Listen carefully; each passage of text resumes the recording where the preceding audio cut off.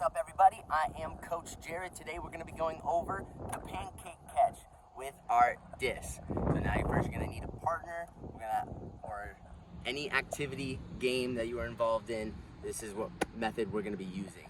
So there's 3 simple cues that we will use to execute the pancake catch.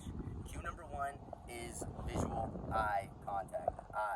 Eyes forward, eyes towards our target. We want to be able to see the disc being thrown at us or around us to react and get in front of the disc.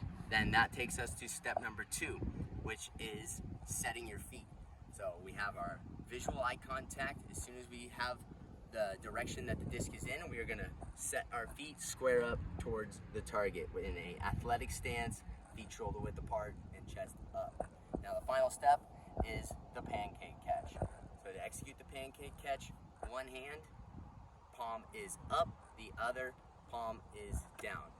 It comes towards your chest, clamp down, comes up, clamp down. Very effective.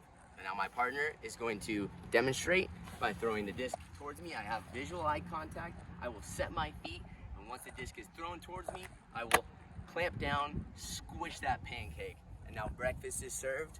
Go ahead, give yourself a try, practice. Thank you for watching.